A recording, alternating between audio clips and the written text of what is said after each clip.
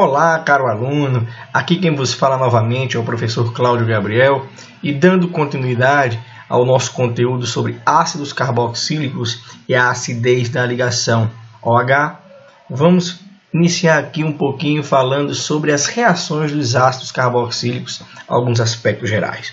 Bom, de um modo geral, os ácidos carboxílicos, como o papel de ácido de Bronsted, podem atuar como doadores de próton diante de um meio básico. Então você observa aqui uma reação genérica de um ácido carboxílico com uma base, gerando aí o ânion, o carboxilato, e o seu ácido conjugado. Então você observa o hidrogênio ácido da carboxila, realizando aí a sua reação ácido-base com uma base genérica, tá?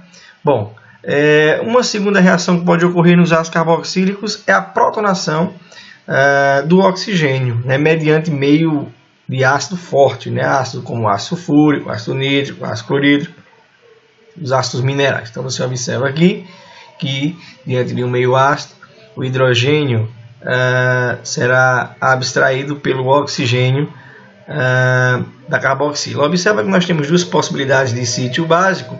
Você poderia pensar também nesse oxigênio aqui, mostrado por mim, Nós vamos observar que a protonação desse oxigênio aqui não leva a uma estrutura estável. Observa que a protonação desse oxigênio da C+O, ele acaba gerando uma estrutura que pode ser estabilizada, pode ter sua carga deslocalizada por efeito de ressonância. Tá? Então, a protonação realmente ocorre nesse oxigênio. Por que não no outro? Porque no outro não há possibilidade de nenhuma instabilidade da espécie protonada. Tá? Então, essa espécie aí realmente não conduz a uma espécie reativa, a protonação não conduz a uma espécie reativa, então o sítio básico de uma carboxila é exatamente o oxigênio ligado à dupla carbono, ok? Bom, uma terceira reação que pode ocorrer com os ácidos carboxílicos é o carbono atuando como um eletrófilo, isto é, a reação com nucleófilos. Então aqui é uma reação genérica, onde você observa a ligação polarizada C+O, e aí o nucleófilo ele pode atuar aí atacando o carbono eletrofílico na carboxila, ok? Gerando o seu intermediário tetraédrico, ok? Bom, iniciando com a ideia dos ácidos carboxílicos atuarem como ácidos orgânicos fortes de Bronsted, nós temos aqui a reação genérica novamente, como eu havia comentado, e aqui eu lhe coloco dois exemplos de reação ácido-base, um com o hidróxido de sódio, outro com o bicarbonato de sódio atuando como base. E você observa que todas as duas reações elas favorecem a produtos, tendo em vista que os seus respectivos ácidos conjugados, água e ácido carbônico, possuem pK maior do que os ácidos carboxílicos correspondentes, e nós sabemos que o equilíbrio é favorecido sempre no sentido das espécies mais estáveis, isto é, dos ácidos mais fracos, ok?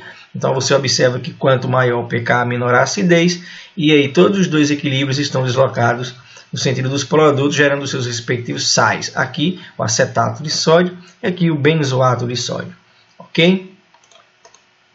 Aqui algumas bases nós podemos usar para desprotonar ácidos carboxílicos: carbonato de sódio, amônia, carbonato de sódio, metóxido de sódio, hidróxido de sódio, etóxido de sódio e hidreto de sódio. Observa que todos eles vão conduzir bem a produtos porque os seus ácidos conjugados possuem pKs muito mais elevados do que os ácidos carboxílicos de partida, que vão ter pK na casa de 4,5, 4,7, ok? Bom, aqui eu apresento para vocês 3 compostos orgânicos, um álcool, um fenol e o ácido. E quantitativamente você observa que os ácidos carboxílicos são mais ácidos, Observa que quanto menor o pK, maior a acidez. Como vocês já devem saber, como analisar a acidez de um composto de forma qualitativa? Analisando as suas respectivas bases conjugadas, a estabilidade das suas bases conjugadas. Então você observa aqui, eu escrevi a base conjugada do álcool, gerando aí o íon etóxido. E escrevo aqui a base conjugada do ácido carboxílico. Você observa que na base conjugada do ácido carboxílico, essa carga negativa ela pode ser deslocalizada por efeito de ressonância, como é observado aqui no híbrido de ressonância. Já a carga negativa no alcóxido, ela não é deslocalizada por nenhum efeito, é uma carga concentrada. Isso dá à base conjugada do ácido carboxílico maior estabilidade, uma carga que é deslocalizada por 2 átomos de oxigênio. Se esta base ela é mais estável, o ácido carboxílico é mais ácido do que o álcool, como a gente já tem observado aqui nesta análise de valores de pKa, ok? 4,8 versus 16. Agora, e quando eu comparo o fenol? Bom, vamos lá dar uma analisada nesse comparativo. Observa-se que no ácido carboxílico você tem a carga deslocalizada por 2 átomos de oxigênio. No fenol, quando eu desprotono e gera base conjugada, o íon gerado, por nome fenolato, também tem uma carga que é deslocalizada por ressonância. Você observa aqui o híbrido com sua carga deslocalizada. Bom, mas por que o fenol ele é menos ácido que o ácido carboxílico? Porque aqui o mais importante não é a quantidade de formas canônicas possíveis, mas em quantos átomos eletronegativos essa carga está deslocalizada. E você observa que somente um átomo de oxigênio é responsável por deslocalizar essa carga, em comparativo com o ácido carboxílico, que são 2 átomos de oxigênio que realizam essa deslocalização. Tá? Observa que algumas estruturas canônicas do fenolato, como a 2, a 3 e a 4, não são tão estáveis, né? Tendo em vista que a carga negativa, né, a densidade eletrônica mais elevada, se coloca em átomos de carbono, que são pouco eletronegativos quando comparados com o oxigênio. Tá? Então, devido à base conjugada do ácido carboxílico possuir carga deslocalizada por 2 átomos extremamente eletronegativos, como o oxigênio, esta base é mais estável, então os ácidos carboxílicos são mais ácidos do que o fenol, do que os fenóis, ok? Temos aqui um demonstrativo de 3 ácidos carboxílicos, onde você, mais uma vez, escreve as bases conjugadas e você observa que quando eu comparo o ácido acético com um derivado com o cloro na vizinhança, este se torna mais ácido, menor pKa. E por que isso? Porque essa base conjugada ela é mais estável e o efeito responsável por deslocar esta carga negativa é exatamente o efeito de atração da densidade eletrônica por efeito indutivo. O átomo de cloro está altamente eletronegativo, deslocalizando essa carga. Em comparativo, quando eu coloco aqui 3 metilas, o efeito é o contrário, parece que a acidez está diminuindo, né? Então, parece que esses grupos metila ligados próximos acabam cedendo densidade eletrônica para esse carbono, assinalado aqui, né? Tentando instabilizar esta carga, né, negativa que se coloca no carboxilato. Ok? Então, observa que enquanto o efeito indutivo aqui estabiliza frente a este ácido acético, estes grupos metila acabam doando elétrons, né, para o sistema aniônico, instabilizando a carga, tornando assim menos ácido do que o ácido acético colocado aqui no meio aqui para vocês, para servir de análise. Ok? Mais algumas ideias. Observa que aqui, mais uma vez, chama a atenção para o efeito indutivo, onde eu coloco na vizinhança do carbono um cloro e aqui na vizinhança do carbono um flúor.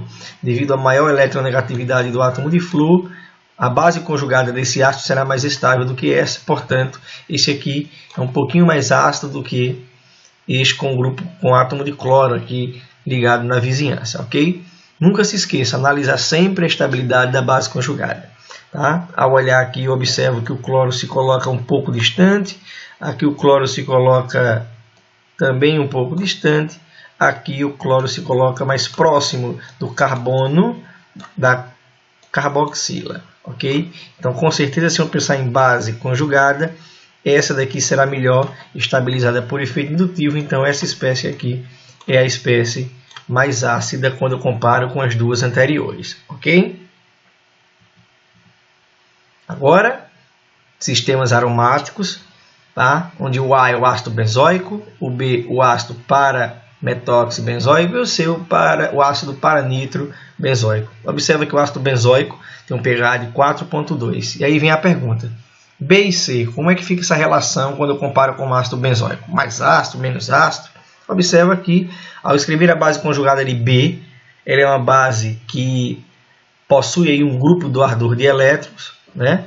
E para o paranitro eu escrevo aí a minha base conjugada e também tenho aqui uma estrutura canônica escrita para tal ânion. E você observa que na vizinhança da carga negativa aqui, ó, do ânion, aqui na base conjugada você tem carga negativa, densidade de carga negativa.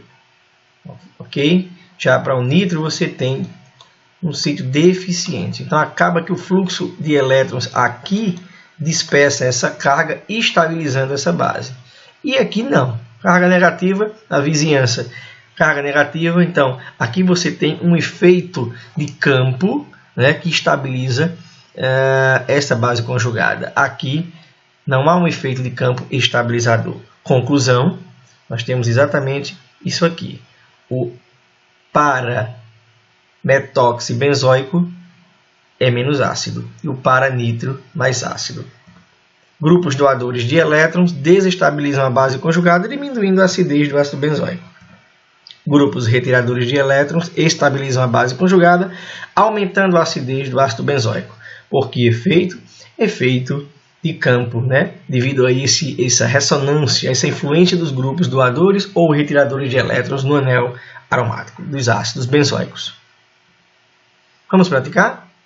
Coloque os compostos abaixo em ordem crescente de acidez. Então você observa aqui que para analisar a acidez desses três eu teria que analisar a base conjugada, mas a grosso modo aqui com vocês observam o seguinte: o ácido benzoico aqui tem o grupo metila, que é um grupo doador de elétrons por hiperconjugação. Nós temos aqui um grupo de carbonila, que é um grupo retirador de elétrons. E nós temos aqui, mais uma vez, um grupo doador de elétrons por ressonância. Bom, quando eu comparo esse aqui com esse, com certeza, esse aqui é um grupo doador mais forte. Nós observamos anteriormente que quem estabiliza bem os ânions são os grupos retiradores. Então, a gente crê que essa molécula B aqui seja a mais ácida dentre as três que a gente está analisando, tá? Agora, aquela que doa mais é a menos ácida. E da que doa mais, o grupo metóxico aqui, com os oxigênios com pares de elétrons, faz uma doação maior, um grupo doador mais forte. Essa aqui, com certeza, é menos ácida do que a molécula A. Como ele pede aqui em ordem crescente, creio que a gente fica com C é menor do que A e a A é menor do que B. Sendo a molécula B nossa estrutura é mais ácida, porque a base conjugada dela é mais estável, devido à presença de um grupo retirador, que com certeza irá colocar uma carga positiva nesta posição, após a escrita das formas canônicas, que irá dispersar a carga do ânion, como a gente já vem analisando, a carga do ânion, por efeito de campo. Ok, pessoal? Bom, vamos falar agora um pouquinho de extração, rapidinho.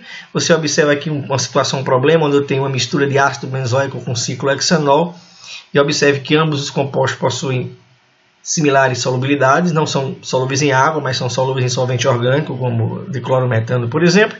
Se eu colocar essa mistura meio básico, o que irá acontecer? O ácido carboxílico com certeza irá reagir com a base através de um ácido e base, gerando um sal, né? E essa reação ela conduz bem a produto. Observa que o ácido conjugado tem pK bem elevado, bem maior do que quando eu comparo com o ácido de partida. Então, você gera um sal, e esse sal é solúvel em água, né? Já o álcool, essa reação ácido e base ela não vai acontecer, não vai haver a formação do íon alcoóxido aqui, tendo em vista que o pK do reagente é elevado em relação ao pK do ácido conjugado. Então aqui a reação que irá acontecer será somente ácido e base no ácido carboxílico, tá? Então isso é interessante. Olha o que vai acontecer. Eu vou transferir a mistura para um funil de separação em diclorometano, um solvente orgânico que dissolva as duas espécies. E após a adição de uma solução 10% de NaOH, vai haver a formação somente do sal do ácido carboxílico. Então este sal irá para a fase aquosa, né? E o ciclohexanol permanecerá na fase de cloro. Bom, a partir daí a separação aqui no funil das duas fases, uma fase que eu chamo de fase aquosa, onde vai estar presente o sal do ácido carboxílico, e a fase orgânica, onde vai estar o diclorometano com o ciclohexanol. Pronto, a partir daqui os dois constituintes estão separados. Se eu quiser regenerar aqui esse ácido carboxílico, basta que eu acidifique esse meio aqui, né? E quando o pH estiver ácido, com certeza todo o sal será convertido no ácido carboxílico de partida. Tá ok? Bom, viu como o princípio é tranquilo e fácil? Bom, o que foi que vimos nesta segunda parte do vídeo sobre ácidos carboxílicos? Falamos um pouquinho sobre as três possibilidades de reação, ou como ácido de Bronsted, ou com o oxigênio básico lá no C-O, ou atuando lá como carbono eletrofílico frente à adição lá de uma espécie nucleofílica. Falamos um pouquinho de ácido e base, desses compostos, analisando sempre a estabilidade da base conjugada, onde em geral os efeitos que atuam são os efeitos de ressonância, os efeitos indutivo e o efeito de campo. Falamos um pouquinho acerca da relação desses grupos doadores e retiradores frente a ácidos benzoicos substituídos, e também no finalzinho falando um pouquinho dessa técnica de separação, né, de misturas através de uma extração líquido-líquido, através de uma reação de ácido e base que é promovida na ideia de sempre converter um dos componentes em um sal e conduzir ele para a fase aquosa, separando da outra espécie que não será solúvel em água e permanecerá em fase orgânica. Bom, é isso. Um grande abraço a todos vocês, agradeço aos acessos e aguardo vocês na nossa próxima aula, onde iremos falar um pouco mais a fundo sobre as reações de substituição, né, que ocorrem em derivados de ácidos carboxílicos. Um grande abraço a todos, fiquem com Deus e até a próxima.